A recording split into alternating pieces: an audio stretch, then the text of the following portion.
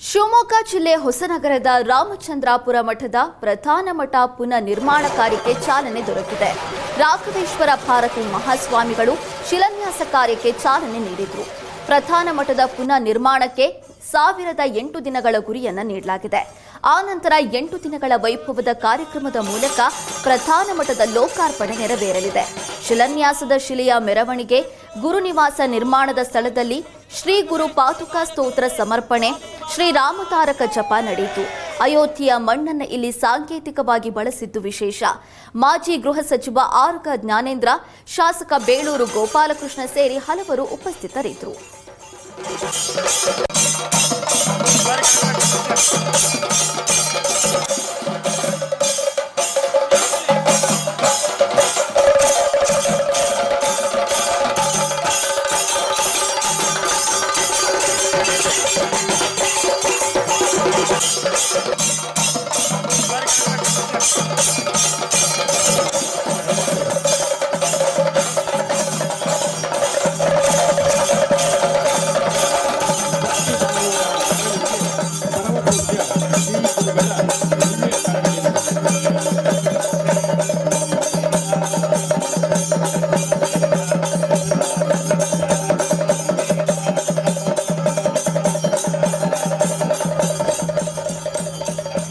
ಶಿವಮೊಗ್ಗ ಜಿಲ್ಲೆ ಹೊಸನಗರದ ರಾಮಚಂದ್ರಾಪುರ ಮಠದ ಪ್ರಧಾನ ಮಠ ಪುನಃ ನಿರ್ಮಾಣ ಕಾರ್ಯಕ್ಕೆ ಈಗ ಚಾಲನೆ ಸಿಕ್ಕಿದೆ.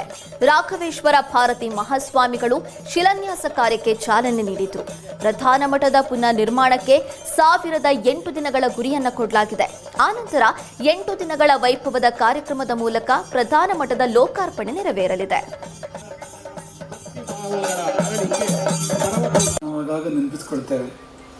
ಬಾಣದಿಂದ ರಕ್ತ ಹರಿಯುತ್ತದೆ, ಇದು ಸಾಮಾನ್ಯ.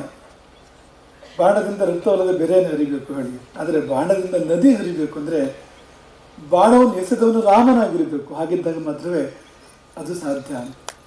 ಹಾಗೆ ಅಂತಹ ರಾಮನಿಂದ ಉಗಮಿಸಿದ ಶರಾವತಿಯ ತೀರ, ಅಲ್ಲಿ ನೆಲೆಸಿರ್ತಕ್ಕಂಥ ಪ್ರಭು ಶ್ರೀರಾಮಚಂದ್ರ, ಜೊತೆಯಲ್ಲಿ ಸೀತೆ, ಲಕ್ಷ್ಮಣ, ಆಂಜನೇಯರು, ಈ ಒಂದು ದಿವ್ಯ ಸನ್ನಿಧಾನದಲ್ಲಿ ನಾವೆಲ್ಲ ಇಂದು ಸೇರಿದ್ದೇವೆ.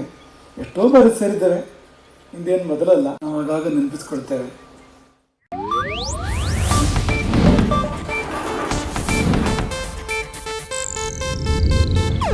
ಇದು ಏಷ್ಯಾನೆಟ್ ನ್ಯೂಸ್ ನೆಟ್ವರ್ಕ್ ಪ್ರಸ್ತುತಿ.